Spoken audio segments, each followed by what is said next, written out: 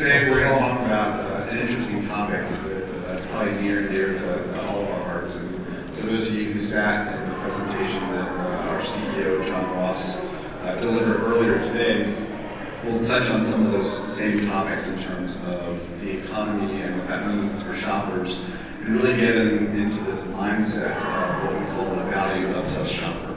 So Ron, if you could flip the page, please. So John mentioned that consumer confidence is at an all-time low.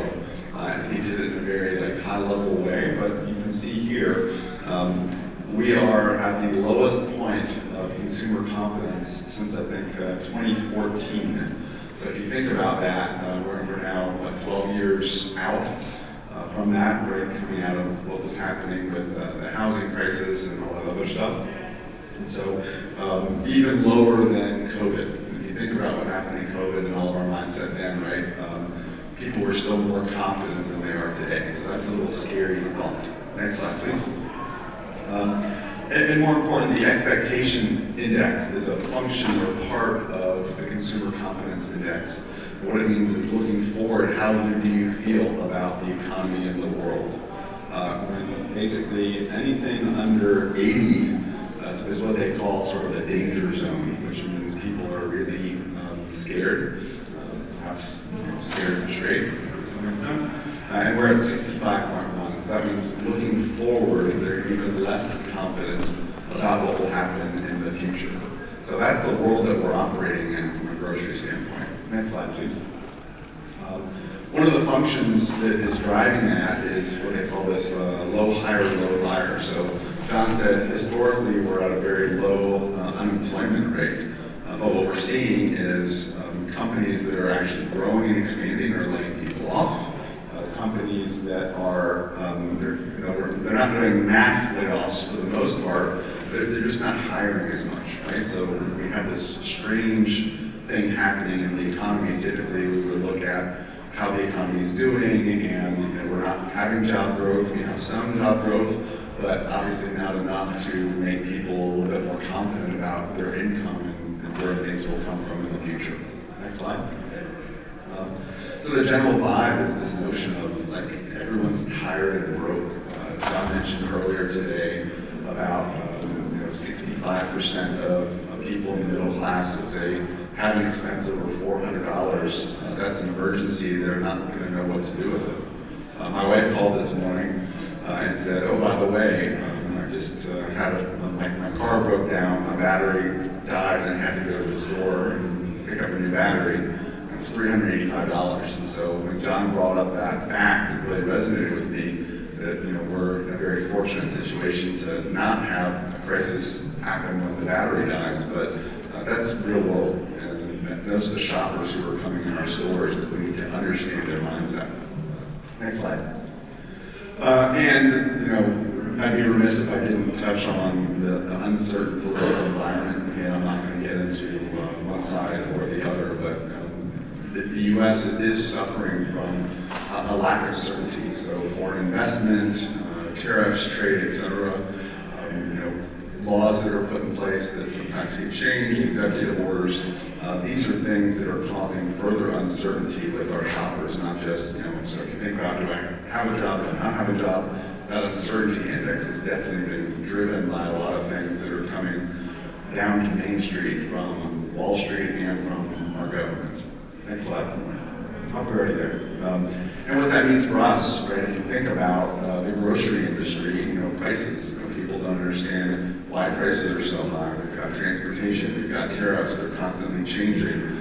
You buy a truckload of something because you can get a good price on it, but 2 months later that price is doubled. So there's a lot of things going on, and those pain points, people look at health insurance, we talk about affordability, housing, and then the third thing that people really think about are food and groceries. And that's the business that we're in, and if those are the pain points, if those are the things that consumers are thinking about in terms of causing stress in their lives, that's an issue.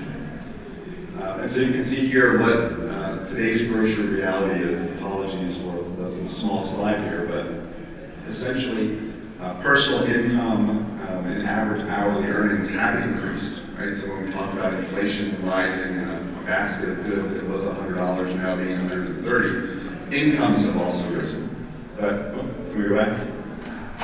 But what you see there is that basically coffee, ground beef, and beef steaks have increased ahead of income.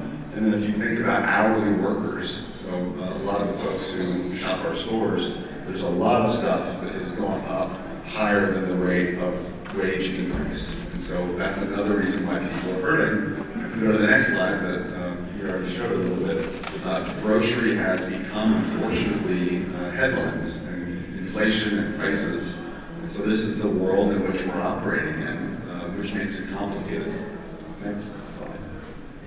And so we just build this one out. So shoppers are very concerned about prices. They're looking for more deals. As John said, the promotions that we run through our national digital ad, we're seeing increased uptake on them because there is much more need for better pricing in the marketplace. And go ahead to the next slide. So it leads to, go to the next slide too, what we have coined the value-obsessed shopper, right? And so they're looking for opportunities to save. They're looking for opportunities to deal with inflation in ways that they haven't otherwise done.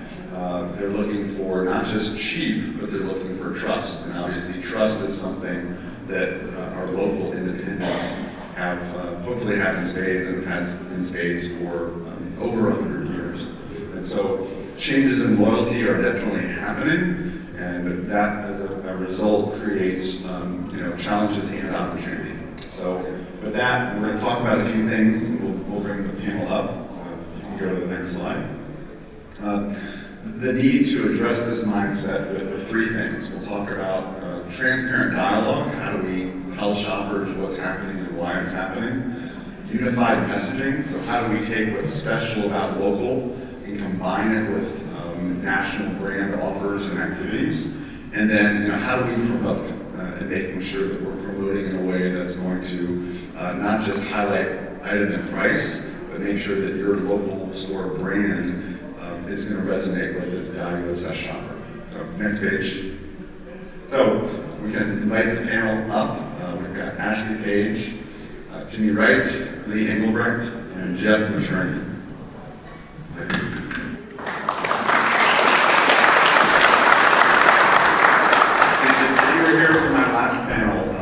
I voiced the fear that I had, so appreciate everyone for being here. There are 8 concurrent sessions going on, and so we thought maybe we get 5 people in this meeting besides the panelists. So thank you for being here.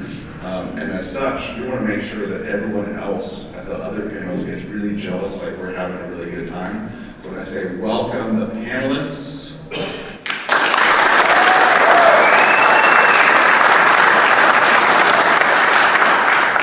So that works. So keep it coming. So make sure that they can feel the love. All right. So let's talk about addressing economic challenges and pricing. So Ashley, in a time when shoppers are extremely sensitive to price, how are independent grocers uniquely positioned to deliver more authenticity, more trust, and in terms of value messaging compared to larger chains? And when you answer the question, first introduce yourself. Hi, I'm Ashley Page. I'm Senior Vice President of Marketing and Public Affairs for IGA. So I think everyone.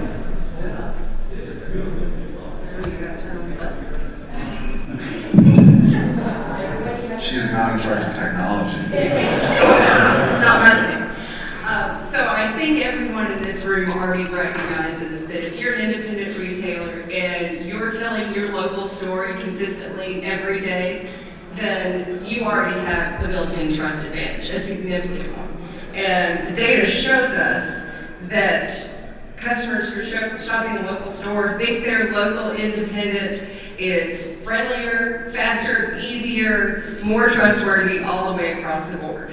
And what we are discovering is that as an independent retailer, the money stays in the community. And when that happens, you have an opportunity to kind of join hands with your customer base and say you're all in it together. And that makes it easier for you to talk about what's actually happening with price. Jimmy, you're nodding. Do you agree with that? I agree. So that's a significant advantage that the chain would not have. They can't do that to the same degree that we can, to hold hands with the shopper and say we're all in it together. So Ashley, before we move on to Jimmy, so what is IGA doing to help independent retailers craft that message? So we started talking about, I think you have a slide. yeah, it's going to play. Okay. So we started talking about the need for developing some kind of kit for independent retailers to use to talk to their shoppers about a couple of years ago. Turns out it's a little bit more difficult than we thought. But when we got deep into the presidential election season and it was clear that grocery prices were going to be a big part of that, we realized we really had to address this narrative. We did not want shoppers thinking that their local independent is taking advantage of them. We wanted them to know that we actually are trying our hardest to keep prices low and that the margins are very low. So we spent a couple months, I think, trying to talk through this. We went to St. Joseph's University and talked to their marketing professors about how they thought we should address it. We learned very quickly that it was harder than we thought because you can't be defensive. It's hard not to, it's easy to become defensive when you're an independent grocer making 2 cents on the dollar. It had to be very genuine, so it couldn't be corporate speak. It truly had to sound like it was coming from an independent grocer. We struggled for a while, and then we brought Jimmy right into the equation because we realized we're not getting anywhere unless we actually have a retailer who's in the field dealing with this every day. Jimmy's in a very price-conscious area. So we have landed on what we think is a good formula. Ron, you want to, next slide, and we'll roll the video. This is not fun. Today are feeling the strain of higher grocery prices, and we understand how hard that is. Behind the scenes, the cost of fuel, labor, and transportation has risen sharply. Those increases affect every part of the grocery system, including farming, trucking, and retail. And while we can't control those costs, we can control how we show up for you.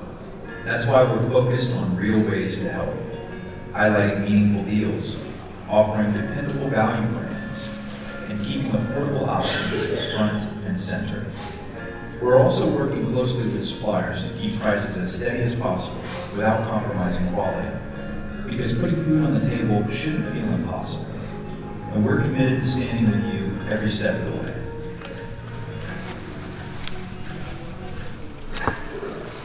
So next slide, Ron. So the goal of that was to be very, very informative about why prices were raising, or keep continually rising. So you see that there's several pieces that are in this kit that we have created. The most important piece is a playbook that actually tells independent grocers how they can use these assets. Then we have a number of different signs that address things like make it better for less. So this is telling a shopper that you can have a healthier, cheaper meal out of your local grocery store than to actually go to a restaurant.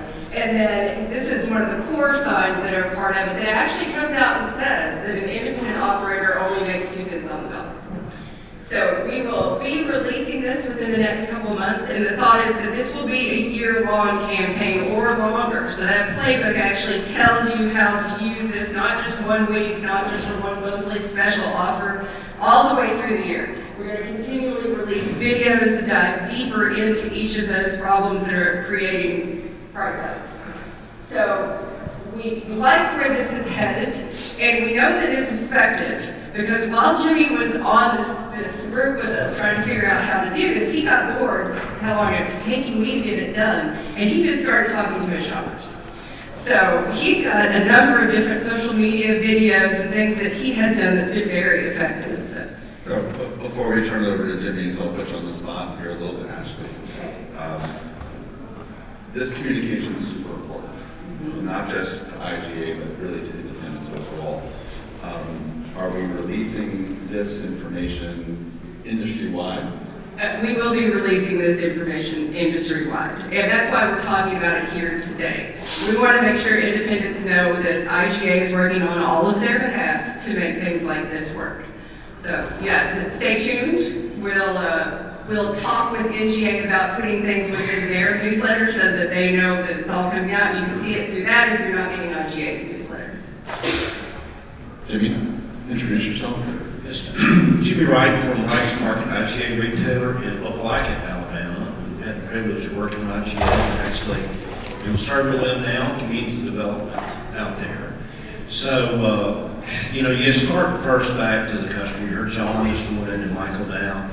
And in the slide that says customers are tired and broke, I don't know if you can sum it up any better than that right now.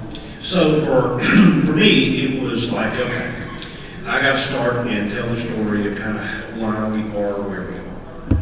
And so that's one of the first videos I did, and got a great response off of it. And I'm gonna tell you, I'm about as bad and cheesy as doing these things as anybody else out there. And that's part of, I think, what people like about it. And somebody said something about it, and I said, I said, instead of being perfect and kind of doubted there, I'd rather be a little bit wonky and trusted. And so from that standpoint, that's kind of where I start with. So I did a video saying this is kind of how we got here. Great response. I was telling Ashley that had a guy's wife that was a banker in town come up, and she said, Robert's got a degree in economics, and he don't know what the crap he's talking about. He said, I watched that video you did, and she said, I get it now. So we built on that and began to talk about, this is kind of what we're doing to save you money. And I would just encourage everybody to be an advocate for the customer. That's what people need right now. They need somebody they feel like is pulling for them.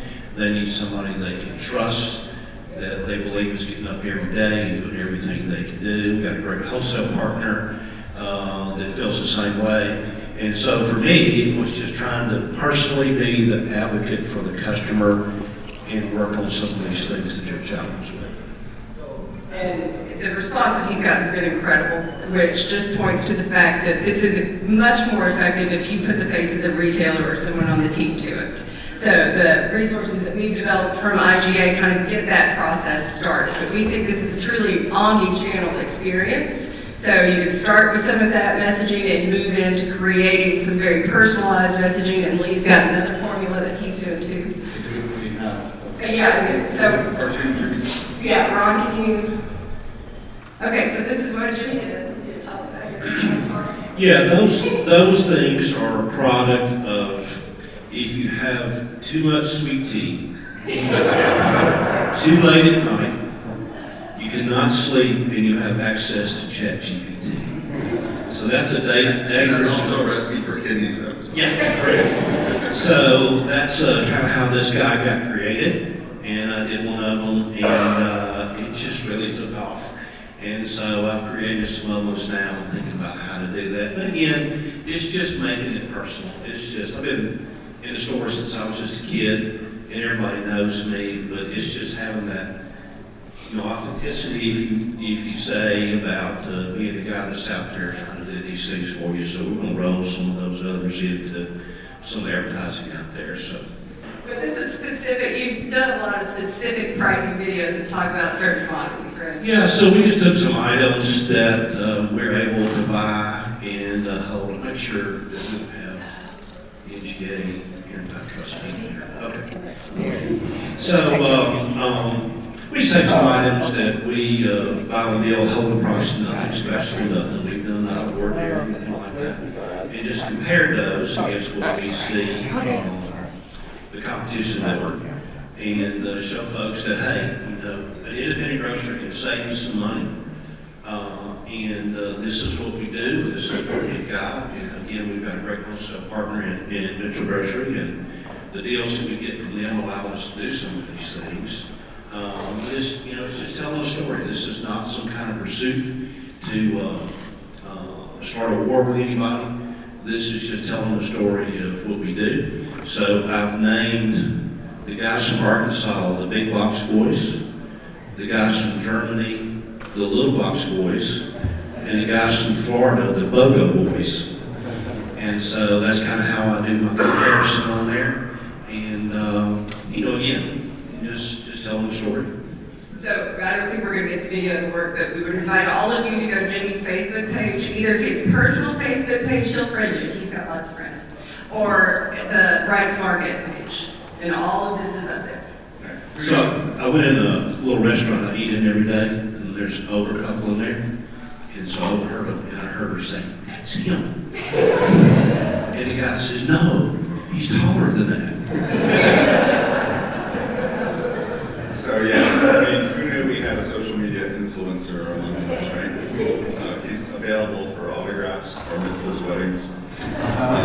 So Jimmy, it's great that you created a persona and a conversation with shoppers. So with the affordability crisis that's directly impacting both middle and low income shoppers, which I know you have a lot of SNAP and WIC shoppers at your stores, they spend a higher percentage of their household income on groceries, food. What's the long-term risk for a retailer who doesn't address and stays silent? Yeah, I think that, price, saving money never goes out of style. So I think from that aspect, you just gotta find a way to address that.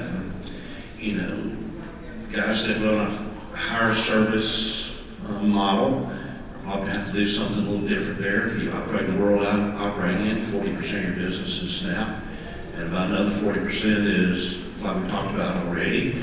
So I think you got to try to address this value equation no matter what model that you run there. I think it's where we are. I don't see us coming out of this anytime soon. And when you go through something like this, you wonder if it makes a change to the consumer that never goes away. Do they start learning how to do these things and save and all the stuff that you're looking for? So if there's ever been an opportunity for independent grocers to step up and say, hey, we can be very affordable for you, I think it's right now. Yeah, so we'll come back to the communication topic in a bit with Lee, but so Jeff, Jimmy talked about affordability and pricing kind of at the local level.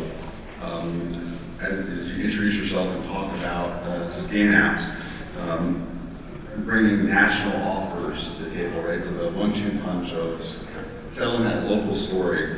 How do national CPG offers serve as an immediate tool for retailers to provide that register level relief that they're looking for? Yeah, good morning, everybody. I'm Jeff Materni. I'm the General Manager of the Independent Promotions Network, otherwise known as Scanner Applications. Been around for about 38 years. Industry hasn't changed much on the scan side, but when you look at the business and what scan the values that they bring, there are immediate discounts at the shelf. So it's a very fast, it's a very efficient way to deliver a discount and impact your consumers out there. Obviously, they're getting the discount at the time that they want it, at the time of purchase. One of the things that you look at, the consumers are looking for certainty, and when you look at that, they don't have to have an app, they don't have to go through rebates, they don't have to be a member of a loyalty card. These are discounts that are passed to all your consumers, and to have those immediate discounts is what really builds the loyalty with your consumers from my perspective.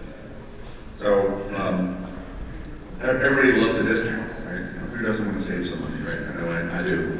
But how can CPG manufacturers strategically use scan-down offers to ensure they meet brand goals and ROI?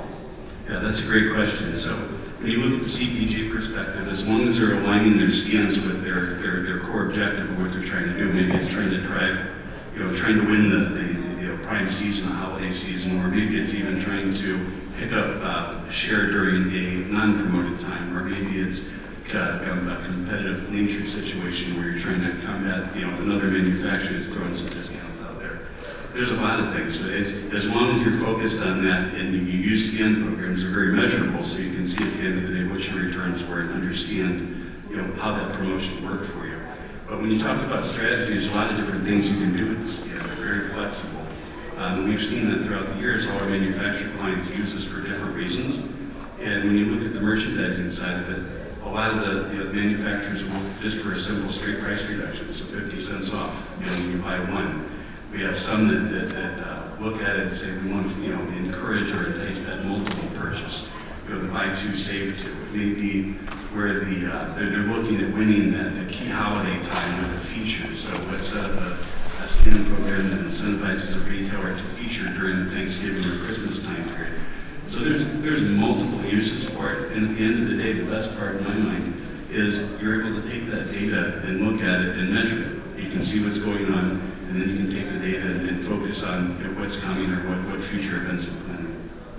So we've talked about the need to have transparent communication about what's happening with pricing. We've talked about what can happen at the local level, the great stuff that Jimmy's doing, Jeff, and the stuff that you're doing, leading, bringing national offers into retail.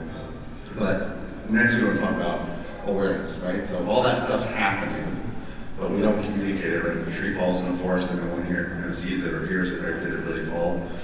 So from an awareness standpoint, maybe a unified strategy across online and store, driving both awareness as well as value and pricing. Can you talk about how you see that happening in the marketplace and best practices? Yeah, I'm leading the Director and President of AdVig, which is the analytical media division within IGA. Ron, can you go to the slide that has the marketing decision? I think so. Change that a little bit. So this leads right into Michael's question, and this is a decision tree that most retailers or most customers experience when they go through the retailer situation. And so the very top is really customer acquisition. So what are you doing to bring in customers? And if you think about that from a sports analogy, that is your offense, okay? The next quadrants down is defense. That is customer retention. Social media, Jimmy does a wonderful job in social media, is customer retention. Email blasts are customer retention because your customers have signed up. And so when you think about this, in this time where it's troubled time, the question is are you growing market share or are you losing market share? Because when this comes out, if you're growing market share, your store will actually take off much faster in sales. And that's where you need to be doing all avenues within that decision tree. So the pricing that Jimmy's talking about and that we've talked about from in-store signage, which you saw from Ashley and everything else that's further down.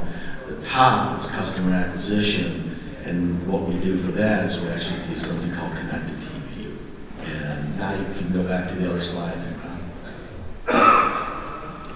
So this is what's really important, is over 88% of all households in the United States have connected TV devices. And so what's happening is people are getting out of cable, leaving that, so if you want to have a television ad, which is very prominent in the brand awareness campaign, you can be in connected TV. Kind of jumping around, I'll get there eventually.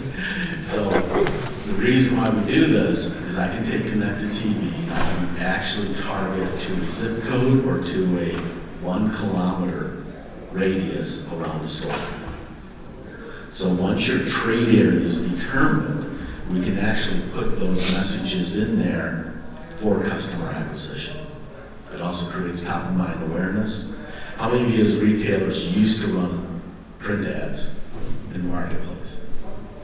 Okay. That actually did help create top of mind awareness because you gave them something in every single home.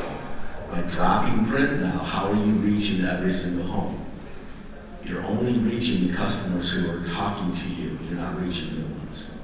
And so you take that message, you can take it in a branded way that makes sense, is authentic, and everything we've talked about here, and we saw a session earlier, talked about marketing and all that, for those who were in there, everything everyone talked about is the content. And we have great vehicles, we can choose any vehicle, it's the content that makes it work. And this is content that will make it work. So, do we have an ad? As an employee-owned neighborhood store, we're here to make a real difference every day. Lately, many families are feeling the strain of higher grocery prices, and we know how heavy that can be. That's why we're focused on everyday low prices, strong weekly deals, and affordable value brands. So shopping with us at Priceless IGA goes further. Stop in to see the savings on items like Best Choice soft drinks, 12-pack for $3.98. Experience a better way to shop at your local Priceless IGA. Visit PricelessIGA.com to learn more about the latest deals. So the cool thing about this ad is it did everything that we've talked about. We talked about the low prices, we featured item price, we actually featured someone local in the store that is managing the store that's on the floor every day. That's a triple header for authentic. Triple header for authenticity. I like that. I'm sorry, I haven't had enough Diet Coke. Okay. I'm having a so within that, I think that the value is, it was a great example because it balances all those things, right? The transparent conversation, the bringing in pricing and localizing it so that it can drive value. So going forward, Jim, it doesn't seem like the world is going to be changing all that much in terms of pricing and uncertainty, et cetera. If you could put on your seer cap, how do you think the stuff that you're doing is going to evolve in the future to continue to address this? I think in my situation, I've always been a believer that in our industry and in retailing in general, there's art and there's a science. Independents have always been exceptionally good at the art. We know how to tell a story, we know how to buy, we know how to price, all those things like that. But if you look at something like AI and some of the things that are coming on, all of a sudden we have a tool called science that we have not had.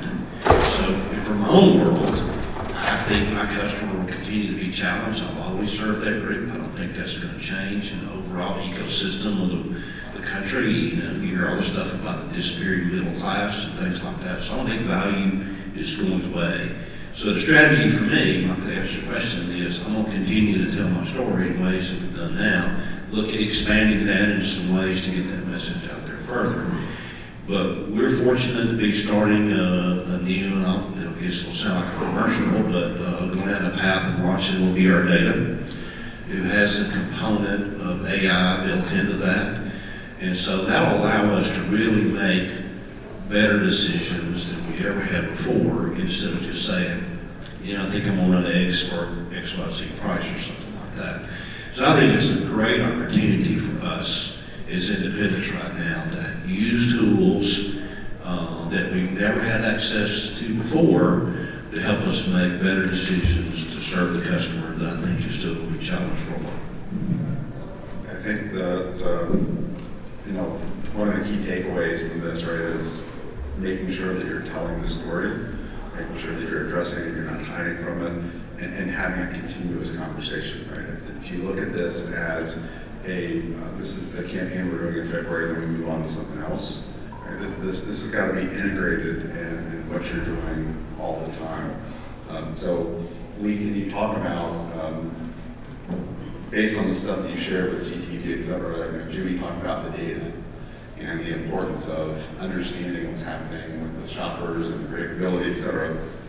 In doing CTV, what are you able to show or highlight in terms of kind of ROI and metrics back to the retailers you're working with? So within the CTV program, we've had a number of different success stories. One of the biggest is sales. We've seen a number of stores see sales increases right off the bat. They're seeing new customers come in. One of the stories that this happened a week and a half ago with one of our IGA stores, Shumpert's IGA in South Carolina. The owner went to church, came out, met two new people who just moved to the community and said, I already know you. I love coming to your store. I'm glad you're on there. They would have no idea that Shumpert's IGA was there, except that they were able to see the TV ads. And again, they had not signed up for any of the other loyalty, and so that's where you started to see the customer acquisition.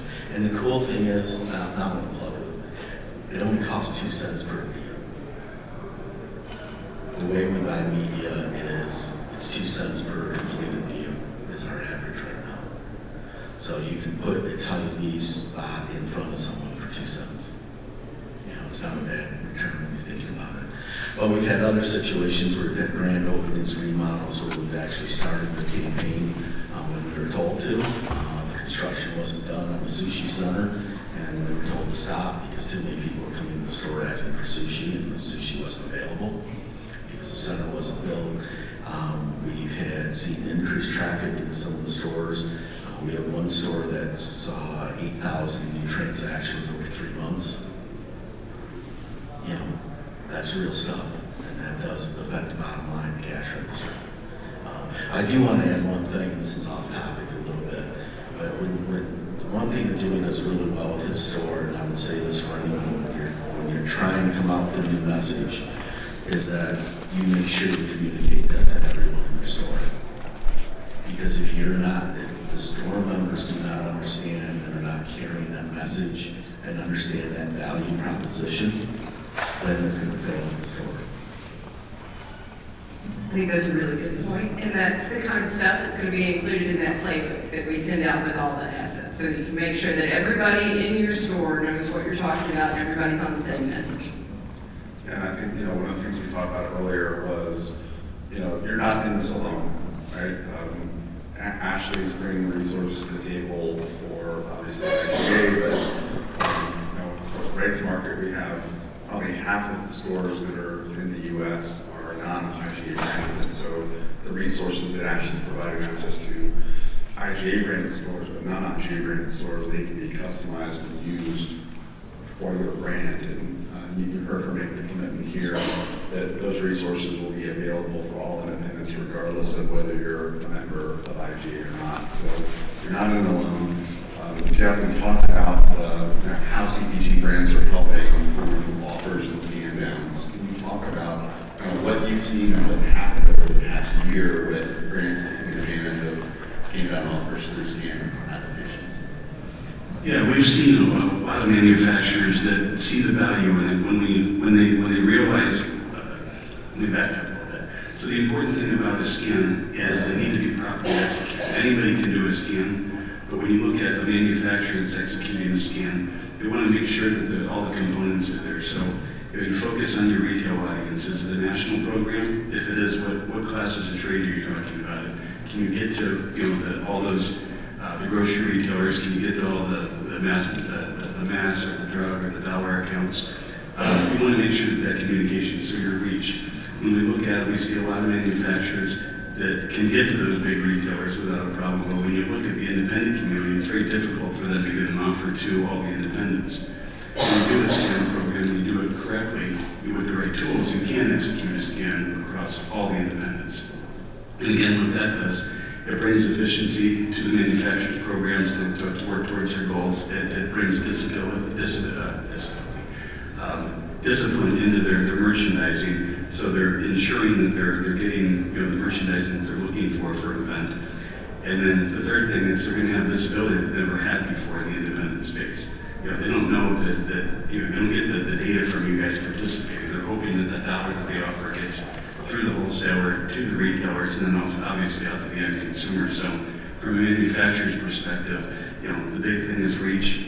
The second big thing is to pass through to make sure that their dollars are flowing to the end consumer through participating retailers. One of the things, a little sales pitch as well, last year we delivered $216 million in discounts to retailers that have been participating. So the programs work. There's a lot of dollars flowing through the system, and it's incredibly efficient for the manufacturer. And what that should allow for is the manufacturer to repackage those inefficient dollars that they're saving and put it into deeper deals or more frequency for the retailers for up-and-coming events. Yeah, I just want to say from a retail perspective, I can do the little character guide, I can do little videos, but the resources that are available through IGA, I could never have the ability to create something like that. So these programs are huge, and working along with the message that I've got in creating assets that I would have the resources, ability, connections, or whatever, whether it's signage or scan apps or whatever it may be. So just thankful to have our team to work with IGA on these things and get that message out there in a way I can do it. Great. So just to close out, slapping it up a little bit, but kind of think about the playbook as we talk about addressing and reaching and communicating with that value-obsessed shopper mindset. It's these things up here, and you heard how making sure that you are addressing it and having a message, as Jimmy said, not being defensive, but talking about it, right, versus avoiding it. Nobody wants to be defensive about things. That you can use unified resources, both local conversations as well as national brand offers. And Jeff will be around afterwards if you're interested in learning more about how to get plugged into the Skin House network.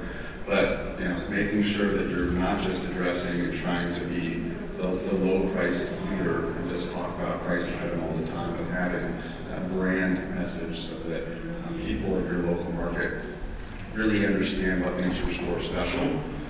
If you over-rotate and just talk about pricing, that's going to be an issue because somebody always can have a cheaper price. And so making sure that you have that balance is important.